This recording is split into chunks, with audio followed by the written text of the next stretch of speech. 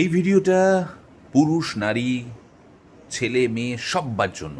সেটা হলো, সবসময় বন্ধুরা টাকা ইনকাম করার চেষ্টা করো, টাকা রোজগার করার চেষ্টা করো, অনেক টাকা, যেন কোনো অভাব তোমার না থাকে।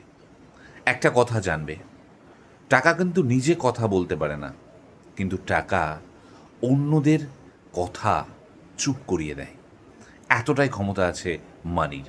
তাই মানি কিভাবে আর্ন করতে হবে সেই ওয়ে খুঁজে বার করো এবং রোজগার করো।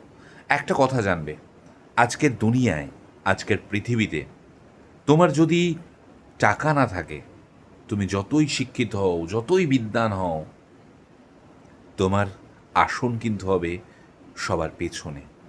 আর যদি তোমার টাকা রোজগার হয় বা তুমি মানি আর্ন করতে পারো, তাহলে মানুষ কিন্তু আগে হাত ধরে, তুমি পিছনে দাঁড়িয়ে থাকলেও তোমাকে টেনে নিয়ে সামনের আসনে নিয়ে এসে বসাবে।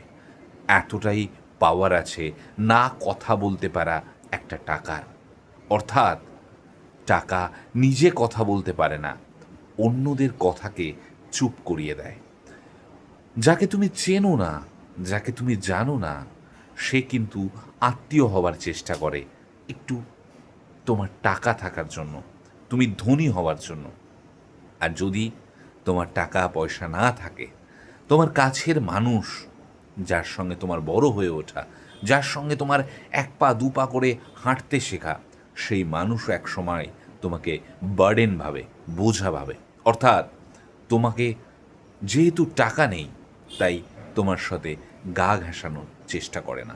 এই কথাগুলো বলতে বলতে একটা প্রবাদ বাক্য মনে পড়ে গেল, মানুষ তেলা মাথায় তেল দিতে বেশি পছন্দ করে। দেখবে যার অনেক আছে, তার কাছেই মানুষ গিয়ে একটু হেসে কথা বলে, একটু গায়ে গা লাগিয়ে কথা বলে।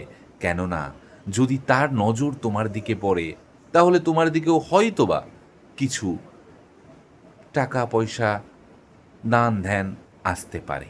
আর যখন তোমার কিচ্ছু নেই, তোমার কাছে সে জানে যে কিছু পাবো না, তখন তুমি যতই চেনা পরিচিত হও, দেখো সেই মানুষটাকে যে তোমার সঙ্গে বড় হয়েছে, হয়তো ও আসছে তোমার সঙ্গে একটু কথা বলবে, কিন্তু সে জানে যে তোমার কাছে গেলে তার তেমন কিছু পাওয়ার নেই।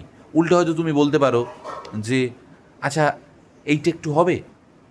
সেই জন্যে সে সে গা বাঁচিয়ে চলে যাবে। অর্থাৎ হয়তো বা গায়ে ধাক্কা লেগে গেলেও তোমার সঙ্গে কিন্তু কথা বলতে চাইবে না। বা তুমি যদি বলো যে এই কী রে, কোথায় যাচ্ছিস, সে বলবে আচ্ছা, তুমি যদি বলো আরে কোথায় যাচ্ছিস, সে বলবে আরে একটু ব্যস্ত আছি, পরে কথা হবে। একটু মিলিয়ে দেখে নিও তো কথাগুলো সত্যি বললাম কিনা। আর যদি মনে হয় সত্যি বলেছি, আজ থেকে টাকার পিছনে দৌড়াও বন্ধুরা। হ্যাঁ, পড়াশুনো, শিক্ষা সব কিছুই দরকার আছে, কিন্তু সেই সঙ্গে সঙ্গে রোজগার করারও দরকার আছে। তাই বাড়ি বসে থেকে কোনো লাভ নেই। আর একটা কথা, সৎ উপায়ে, সৎভাবে সবসময় রোজগার করার চেষ্টা করতে হবে। অসৎ উপায়েও রোজগার করা যায়, কিন্তু সেটা কিন্তু খুব একটা ভালো নয়। সৎ উপায়েও রোজগার করা যায়, ধনী হওয়া যায়। চেষ্টা করো, ধনী হও, ধনী হতে হবেই।